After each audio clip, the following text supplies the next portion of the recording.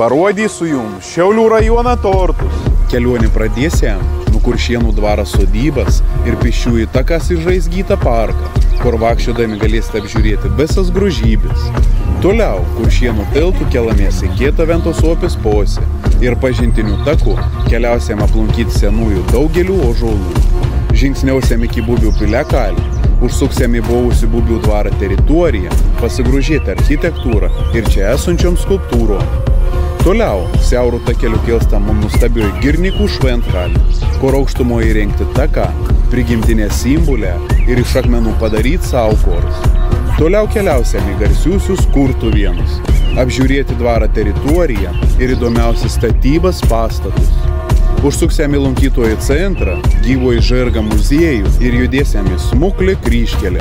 Kol sulauksime užsakytą maistą, pasigrožėsime sutvarkytą aplinką, žemaitėjais meškom ir milžiną Ansulį skulptūrą.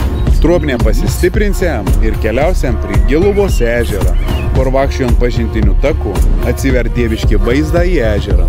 Užlipsime ant aukšto į Barsukyną ozą, kur pažintienis taks vingion pačio kalno viršūnėje. Po tokios kelionės reikės ir gerą poilsį.